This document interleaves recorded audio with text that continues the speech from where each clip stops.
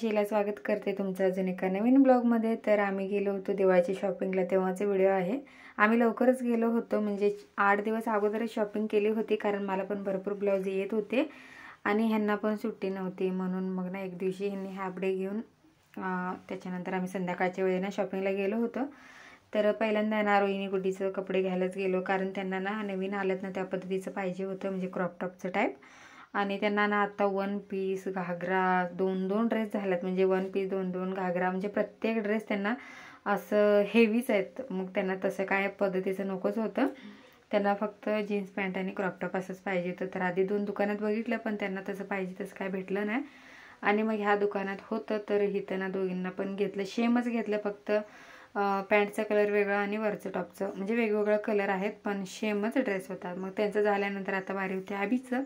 आवीला ना हे आम्ही पहिल्यांदा बघितलं होतं, आमचं असंच होतंय बघा, पहिल्यांदा जे बघतो ना तेच आमचं फायनल होत असते, पण बघायचं तर काय आम्ही सोडत नाही। ते बघितलं होतं पहिल्यांदा, पण परत म्हटलं जरा वेगळ्या टाईपचं बघूयात। तर मी आवीला बघत होते छान दिसेल का, पण त्याला काय एवढं सूट होत नव्हतं, मग परत मला काय आवडलं नाही। आधी जे बघितलं होतं तेच घेतलं आणि मुलांचं तर शॉपिंग करून आम्ही निघालो।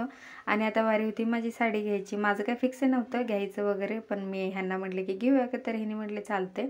मग साडीच्या दुकानात गेलो, तिथंच भरपूर वेळ गेला, कारण साडीच कोणती पसंत पडत नव्हती मला। आणि एक साडी घेऊन आलो तिथनं, त्याच्यानंतर इथे आता म्हटलं रांगोळी पण घेऊन जाव्यात।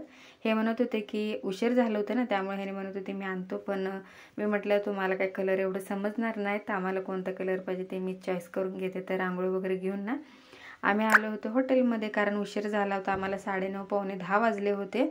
आता घरी जाऊन कवा स्वयंपाक करायचं म्हटलं आणि इथं जेवून जाव्यात। तर हॉटेलमध्ये ना मस्त असं आम्ही इथं जेवण केलं सगळ्यांनी। इथं पण भरपूर गर्दी होती, इथं पण येऊन आम्हाला ना जवळजवळ अर्धा तास पण बसावं लागलेलं। आणि मग जेवण करून घरी येऊपर्यंत आम्हाला वाजले होते 10। त्याच्यानंतर हे तिसऱ्या दिवशी व्हिडिओ हे पण मी नाही केलं, गुड्डीने आमच्या केले, कारण मी एवढं ब्लाऊजमध्ये बिझी होते नाही की मला वेळच भेटत नव्हता। कंटिन्यू ब्लाऊजच हे बघू शकता किती पसारा झाले, मला समजतच नव्हते ही वेळेवर होतील का नाही तयार। आणि इथं माझं लक्ष पण नव्हतं की गुड्डी आमची व्हिडिओ करते, कारण मी माझ्या ब्लाऊजमध्येच होते। मला इतकं टेन्शन पण, ओव्हरलोड झालं की माणसाला टेन्शन पण येतंच। आणि मग जसं बसं मी सगळं ब्लाऊज कंप्लीट करून ठेवले होते दिवाळीच्या दिवशीपर्यंत।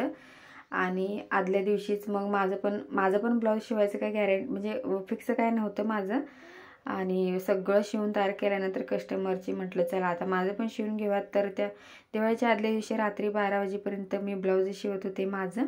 म्हटलं दुसऱ्या दिवशी निवांत आपलं काय असेल ते दिवाळीचं आवरावरी करूयात, तर तसं कुठं होते तेव्हा। आणि परत अर्जंट ब्लाऊज आलं कस्टमरने घेऊन आल्यावरती, तर नाही म्हणता येत नाही, मग परत कटिंग करून मग परत संध्याकाळी 4 वाजेपर्यंत मी ते ब्लाऊज शिवत होते। आणि ब्लाऊज शिवल्यानंतर संपत नाही, त्याचं हुक्क वगैरे लावा, ते म्हणजे भरपूर काम असतं, तर ते सगळं करूपर्यंत 5 वाजले। त्यानंतर मग माझं थोडंसं आवरून मग लगेचच रांगोळी काढायला बसले होते 5 वाजता। तर इथं ना कलर सगळं भरूपर्यंत ना वाजले होते 6। आणि मग मला अजून पूजेची पण तयारी करायची होती, भरपूर तयारी करायची बाकी होती। मग सगळं कलर भरून दिले रोहिणीला, म्हटलं तूच पुढचं रांगोळी काढ बाई, मला आता जमणार नाही, कारण स्वयंपाक पण करायचा होता, पोळ्यांचा स्वयंपाक करायचं म्हटलं होतं मी आज त्यासाठी। तर तिला रांगोळी काढायला लावली आणि शुभ दीपावली ही जी बाकीचे डिझाईन आहे ती सगळं तिनेच काढली, तिला छान म्हणजे डिझाईन करता येते, त्यामुळे तिलाच लावलं ते। बाकीचं पूर्ण तुम्हाला दाखवतेच मी तिने कसं म्हणजे डिझाईन केले ती। आणि ही किल्ला बनवली होती मुलांनी, दिवाळीच्या आधी 1-2-3 दिवसच बनवलं होतं, त्यामुळे ह्याच्यावरचं जे हळी होते ना ते नीट उगवलं नव्हतं। एक 4-5 दिवस तर आधी जर केले असते ना तर छान उगवून मस्त हिरवगार दिसलं असतं, पण थोडं काय होईना उगवलं होतं। आणि ह्यावेळी सैनिक पण थोडंसं आणलं होतं, कारण दरवर्षी आणावं लागतं, ते ठेवत नाहीत मुलं, मग परत बाद होतात परत। मग ह्यावेळी ह्यांनी थोडंसं आणलं होतं, तर तेवढं छान दिसत होतं। आणि मग ह्यांनी ना लवकरच आले होते, आज 5 वाजेपर्यंतच ह्यांची सुट्टी झाली होती। मग आल्यानंतर ह्यांनी इकडं हार बनवायला घेतलं होतं, तसं तर हे मलाच बनवायचं होतं, पण ह्यांनी लवकर आलं म्हणून बरं झालं, म्हटलं ह्यांच्याकडेच दिलं ते काम। आणि वेळ झाला होता, तर ह्यांनी पण नाही येताना मशीनसाठी वगैरे हार घेऊन आले होते, फक्त दरवाज्याला वगैरे लावण्यासाठी ना फुलं आणले होते, बाकी 3-4 हार आणले होते त्यांनी सायकल गाडीला मशीनला वगैरे। तर ते सगळं त्यांचं तिकडं चालू होतं। आणि इकडं मी लगेचच लागले स्वयंपाकाला। इकडं पुरण वगैरे माझं तयार झालं होतं, वाटून घ्यायचं होतं फक्त। पहिल्यांदा आमटी करूयात म्हटलं. आमटी वगैरे करून घेतली. जास्त काय स्वयंपाक करणार नव्हते कारण मी जाणार होते बाहेर जेवायला, मला सवासने सांगितलं होतं. तर मग जास्त काय करून म्हणजे वेगळंच वेस्ट व्हायला नको म्हणून मी थोडंच केले होते. भात आमटी करून ठेवलं. त्याच्यानंतर पोळ्या करायचे राहिले होते. इकडं फटाकडे वगैरे ह्यांनी आणले होते, तर गुड्डी तेच बघत होती काय काय आणले काय काय नाही. पहिलं त्यांचं काम असतं ते. आणि मग संध्याकाळच्या वेळी ना इकडं मी सगळं समई वगैरे धुवून घेतल्या, कारण सकाळी मला वेळच नव्हता, ब्लाऊजचे याच्यात होते. तर संध्याकाळीच मी इथं कळशी वगैरे समई सगळं धुवून घेतलं. आणि इकडं मुलांचं चालू होतं पंत्या वगैरे लावायचं. हे काम तर मुलंच करत होती. मी एक दिवशी पण मला पंती लावायला वेळच भेटला नाही खरं सांगायचं झालं तर. माझं काम असल्यामुळं त्यांनीच करत होते. गुड्डी अभिला तर आवडतेच हे करायला, तर त्यांचं चालू होतं बघा. तर हे असं काय रोहिणीनं रांगोळी काढल्या बघा डिझाईन. मी सांगितलं होतं तिला की असं काढ म्हणून, तर तिनं मला म्हणजे आवडेल असंच तिनं काढली होती. मला तर आवडलं. त्याच्यानंतर इकडं ना संध्याकाळच्या वेळी माझं सगळं देवपूजा वगैरे मांडून झालं होतं. मी पहिल्यांदाच अशी देवपूजा मांडली होती, देवीला साडी वगैरे नेसवून मुकुटा वगैरे लावून. मी दरवर्षी सिंपलच करायची, कळस आणि नारळ एवढंच ठेवून. पण ह्या वेळेला म्हटलं चला छोटीशीच का होईना ब्लाऊज पीसपासूनच साडी नेसवावी, तर इथे मी नेसवली होती. आणि मुकुटा वगैरे लावलेलं तर खूप छान वाटत होतं. मलाच असं प्रसन्न वाटत होतं. कसं वाटते मला नक्की कमेंटमध्ये सांगा. तर आता आमची फक्त ना आरतीच करायची राहिली होती आणि मी पण जाणार होते, त्यामुळे पटकन रेडी वगैरे झाले आणि मग आरती करून घेतलं. कारण तिकडे गेल्यानंतर परत आलो ना की उशीर होईल, म्हणून ना आधीच आरती करून घेतली.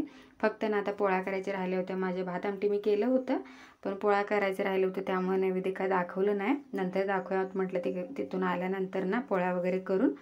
आणि मग गेले होते मी. इकडं मुलांचं चालू आहे फटाकडं वाजवायचं. आज तर इतकं छान वाटत होतं ना की दिवाळीच्या दिवशी जिथं तिथं पंत्या दाराघरातनी, परत रांगोळी लाईटिंग मळा वगैरे खूप छान वाटते वर्षातून एकदा असं.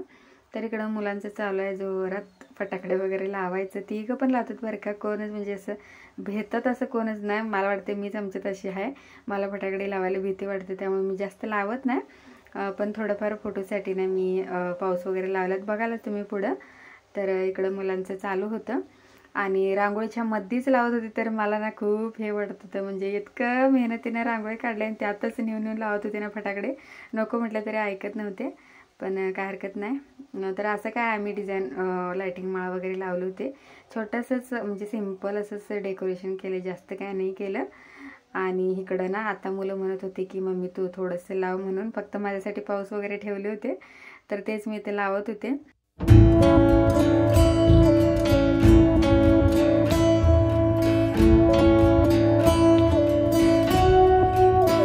जास्त काय मोठा नव्हता, छोटासा जसं जमेल तसं मी ना क्लिपा घेऊन इथे व्हिडिओ केले होते.